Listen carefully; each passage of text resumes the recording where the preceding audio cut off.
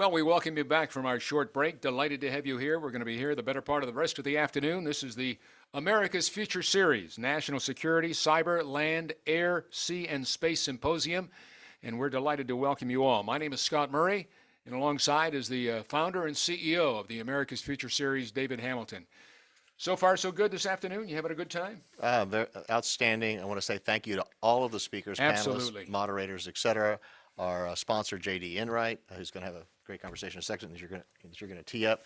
But it's been a stellar day. We've had 400 or so, as many as almost 500 people today. That's fantastic. Off and on. We appreciate that because we know this is a work day. Right. And you may have 700 or 800 people signed up, 1,000 people signed up, but they all can't stay 24/7. So Wednesday is over the hump day, and we're glad that everybody's right there listening, right? That they're here with us and watching, and sticking with us as long as they do. Absolutely, absolutely. Well, as David just made note of, our conversation next up is JD Enright and General Mike Murray, the leader of the Army Future Command, and we'll be back right after this great conversation. Gentlemen, take it away. Good afternoon, everyone who's following us here on America's Future Series. Another fantastic day behind us and more to come. I have the honor of introducing and having conversations with General Mike Murray. General Murray is responsible for leading a team of soldiers and civilians to streamline the Army's modernization enterprise under a single command, which enhances efficiency and effectiveness in delivering the technology necessary to maintain the Army's competitive advantage and win wars. We're all about. General Murray is from Keaton, Ohio, and commissioned as an infantry officer in the Army upon graduating from the Ohio State University in 1982. He has a history of leading in Texas, having commanded a brigade combat team during Operation Iraq Freedom within one of the most decorated combat divisions in the Army, which happens to be from Fort Hood. As a commander, General Murray has offered support for global efforts such as U.S. forces in Afghanistan and 7th Army in Germany, as well as integrated Army funding, fielding, and equipment actions to meet current and future military force requirements. Welcome, General Murray. It's great to have you here on American Future Series. How are you doing today? I'm doing great, JD, and it's good to join again. Fantastic. So I've got a list of questions here, and we'll also have some other questions, I'm sure, as they come up. So the first question here is, General Murray, putting capabilities in the hands of our warfighters faster has been your focus for many years. Could you share a little about the origins of the Army Futures Command and a little about the journey you and your team have traveled so far? Sure. So I could probably take the whole half hour just answering that first question. Yeah, fair enough. It really goes back to where we've been in terms of delivering, as you said, capability into the hands of our soldiers.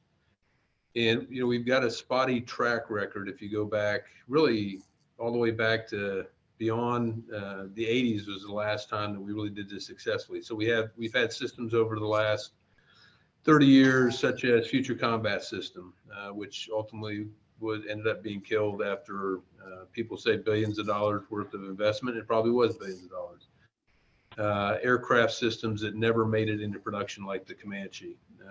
Air defense systems like the Sergeant York that never made it into production.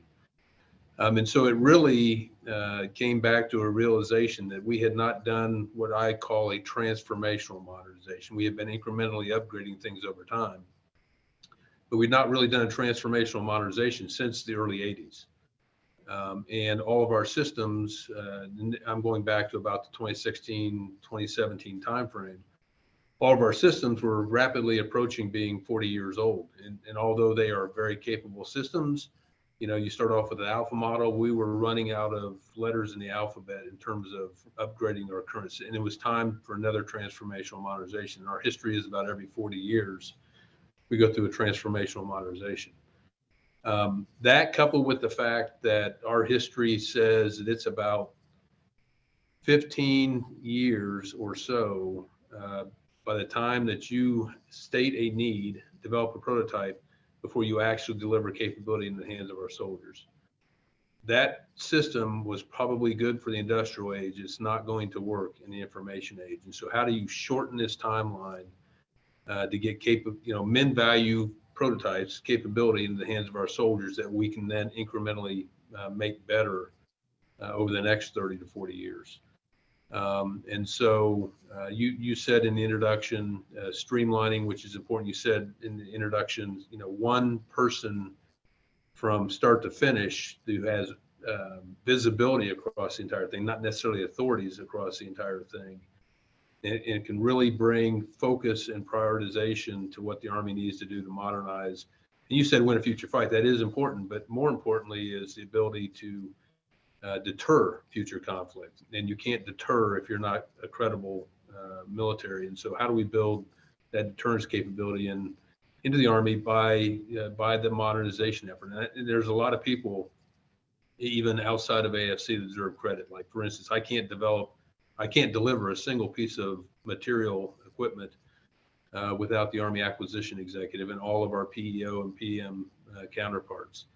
The Army G8 has a huge role in this. The fact that the Army senior leaders have stuck with the 6 modernization priorities for almost 7 years now across 3 secretaries of the Army and 2 chiefs of staff of the Army is hugely important. The fact that they were willing to really, over the course of the last 4 years, move about $34 billion away from what I'll call enduring programs to make sure that we have the right investment strategy to modernize. So and I say it all the time, modernization is a whole of Army effort. I've just been blessed with the opportunity to lead the organization that's really running point for the chief and secretary, along with the Army acquisition executive, to make sure that we can execute it. You said 15 years from ideation to getting into the hands of the warfighters. Where do you see that going? Do you see that in this effort and those reallocation of funds and your focus, is that going to be 5 years, 7 years? What are you thinking? So there has been 2 capabilities, and I'll baseline it. So Army Futures Command stood up in 2018, August of 18 to be specific. We've already put solutions in the hands of soldiers, 2 solutions in the hands of soldiers, and we're late 21 now. And General McConville talked about this at our national convention just a couple of weeks ago. By the end of fiscal year 23, so October of 23, that number will go from 2 to 24. So that's 5-year period. If you just go back to when AFC stood up, roughly 5 years. And then the logical question is so how do you go from 15 to 5, right? So part of that is the Army and DOD is not the largest, one of the largest bureaucracies in the world. So, I mean, there are certain things you have to have. You have to have a requirements document to get through at least the Army process and the Joint Staff process before you can actually pursue a material solution. That process in itself was taking 5 of the 15 years. And so we've gotten that down in many cases to a year or less, and in a lot of cases less than a year. And so looking at that up front and reducing the requirements development process, and then much to their credit, our acquisition professionals have taken some risk in concurrency of their schedules, and really focused on delivering capability faster.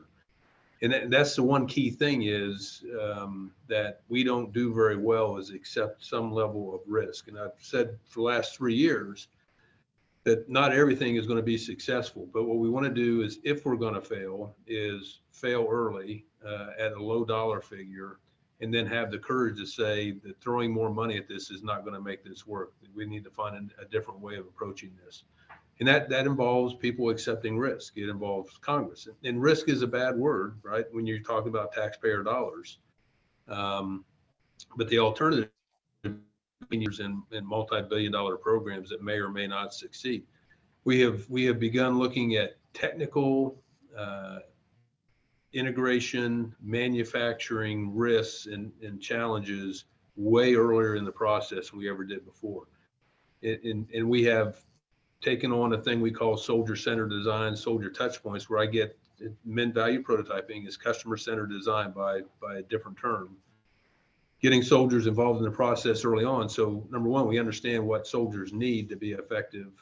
And two is we take their input throughout the process as opposed to waiting to that 15-year mark and getting the deer in the headlight look because you're delivering a 15-year-old technology. We're approaching this from, how do we build more things from an open systems approach so that we can look at incremental upgrades and modernization more from a software standpoint than a hardware standpoint. They're just fundamentally different things that we're doing. And I refuse to sign a requirements document until we understand from the soldier what it is they want. We understand that it's technologically feasible. We understand the manufacturing risk. We understand the integration risk.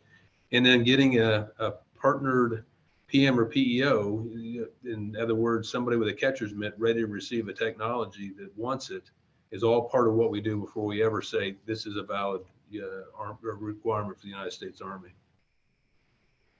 I'll tell you, General Murray, if you weren't speaking from the platform that you're speaking from, I'd say you sound a lot like an entrepreneur who understands business.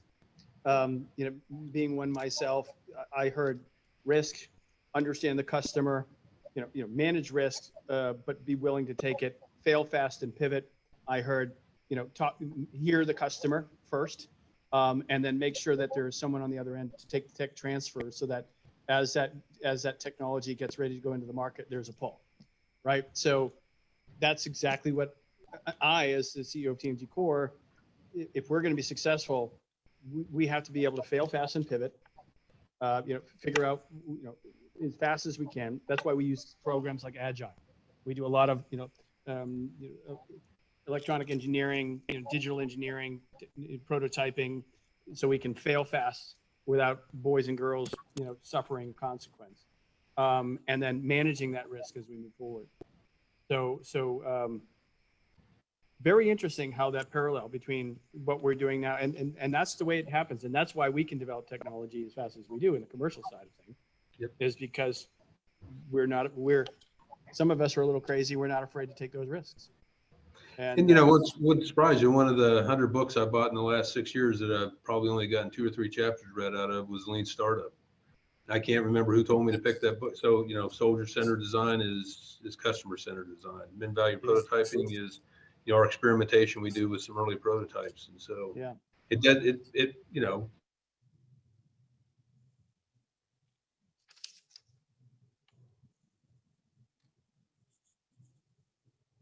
This is like the Army Applications Lab, where we're trying to tap into the innovation that's going on in this country. And there's a lot of innovation in the defense primes, but it's not 100% of the innovation that's going on in this country. So how do you tap into the potential of what's going on in this country? Yeah, fantastic. Another question here.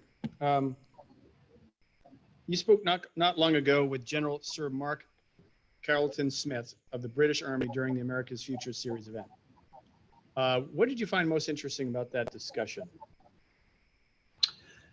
So it's always interesting talking the Brits in particular, and really all of our partners and allies. And it's and that's been a strong partnership for a very long time, probably back to 1776. But the similarity of the challenges, the in many ways the similar ways they were approaching, but then the fundamental differences between in that case the UK's Army and the United States Army. There's all kinds of talk about resource constraints for the entire Department of Defense, in particular the Army, going on right now. The UK Army in particular has been under resource constraints for a while, so we can learn from them in terms of resource constrained. And of course, when I talk about resource constrained for the United States Army, they all just laugh because our budget still is grossly larger than any of our partners and allies. But it's, and then Australia is another interesting example. So we've been focused more on South China Sea, Taiwan, China scenario. We can learn a lot from the people who live in the neighborhood.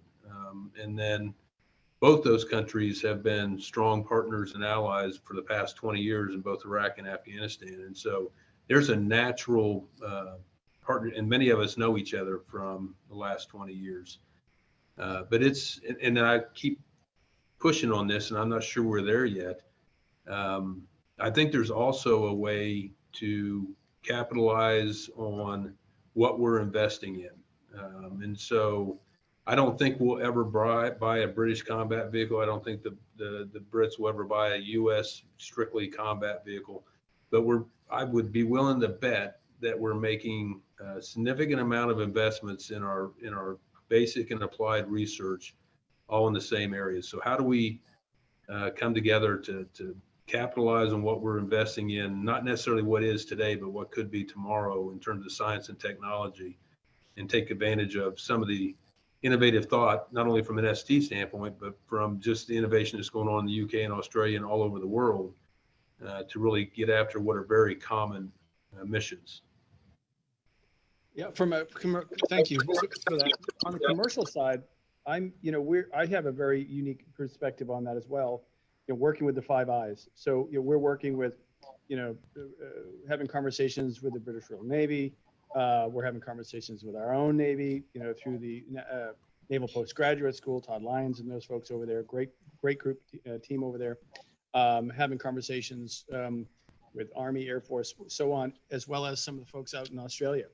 And so one of the interesting things that's been a common thread is, hey, specifically around cyber security, high performance computing applications, and a decentralized distributed neural mesh network perspective on the edge computing.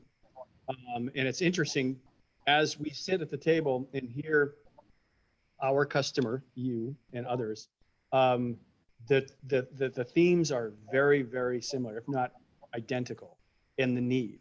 And so what we're able to do is provide a cross-pollination platform that serves the needs, yes, slightly bespoke to serve the needs of each individual country, organization, or so on. But yeah, I see that, exactly what you're saying. There's this need to bring in at least the Five Eyes from what we see. And we talk about interoperability all Right. the time when we get together in these forums, and I mean, there's lots of types of there's procedural interoperability. There's just knowing the people you're working with, are they going to go left, are they going to go right, knowing the personalities, the strengths, the weaknesses. And then there's interoperability in terms of, and I like to think of it in terms of data, whether that's, voice data, whether that's pure data, one of the things we've done is, I don't know if we're going to get to project convergence or not. I mean, we're got a human proving ground right now doing 21 next year. And we will start project convergence 22 in December. Both the Australian Army and the UK Army are co-partners. So we'll approach this from a coalition standpoint, at least with those two to begin with, because there's two fundamental truths. One is, the United States Army will always fight as part of the joint force. The other fundamental truth is we will always fight with partners and allies. I think that is one of our asymmetric advantages. As you look at the modernization efforts in both China and Russia, I think we have to maintain that asymmetric advantage of always coming with multiple partners and allies.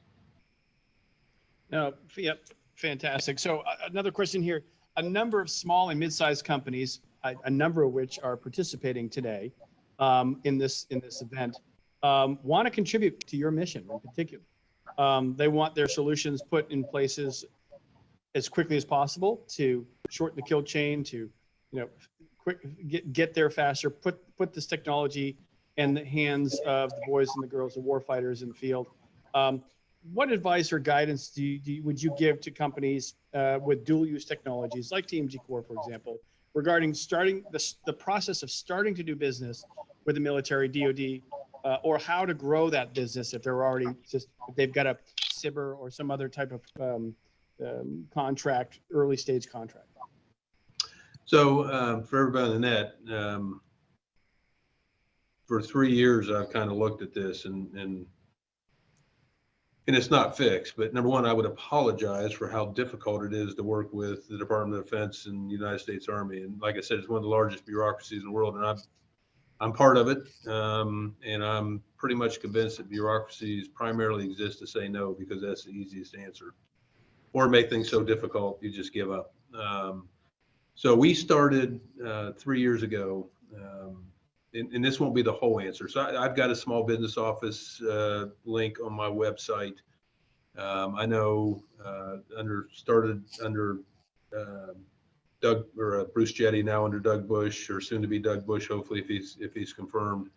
The X-Tech search capability. Neil Thorogood, Lieutenant General Neil Thorogood, out of the Rapid Capabilities Critical Technology Office, has a avenue for small business entrepreneurs, startups, for innovation. But 3 years ago, we stood up the Army Applications Lab, and to be completely honest with you, I struggled about the niche because AFWorks was out there, SoftWorks was out there, DIUX at the time was out there. And I studied all their business models, and it just wasn't clicking for me. So, I first 6 months or so I was in command, I was told get out and see the technology in the country. So I was at all the places you would imagine and more. And what I found was that there is incredible technology, and there's incredible talent, and there's incredible innovation going on just about every place I landed. And I would come back, and I'd come back with something that I would go to our folks. I would go to a program manager, or I'd go to a CFT director, or I'd go over to AAL and say, this is incredible, right? So let's find a use for it.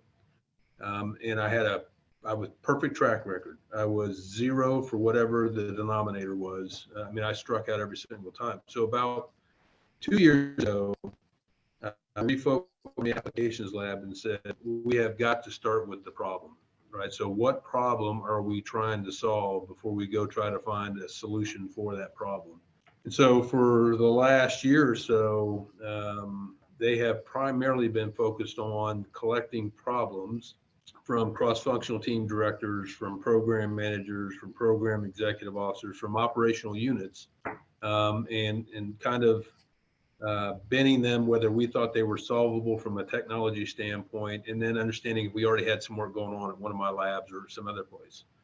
And that has resulted in an organization I think that is well grounded. And we've also built the relationships with the program manager, right? So if you're going to get across the so-called valley of death, there's got to be somebody on the other side with a catcher's mitt willing to take that technology, because if it's into a program that's ongoing, it's going to disturb either cost, schedule, or performance, if not all three.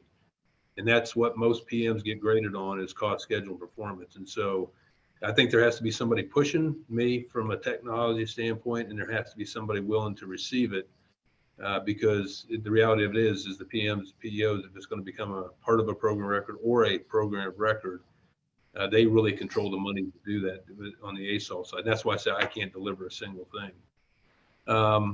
And so I think we're in an example.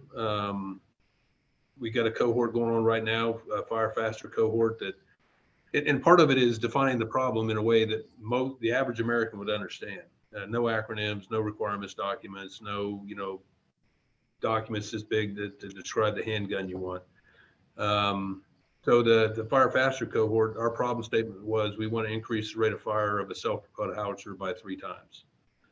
And that was it. That was the statement of the problem. And then, once we'd done some down selecting of promising technologies, we took the small business folks, engineers, owners, entrepreneurs, startups, to Fort Sill. We took them to Fort Hood. We took them to Fort Bliss, so that they weren't seeing the problem from a piece of paper or a PowerPoint chart. They were living it with the soldiers that were experiencing that problem. So they truly understood, and they all came back with different thoughts about solutions once they lived the problem with the soldiers that see it each and every day.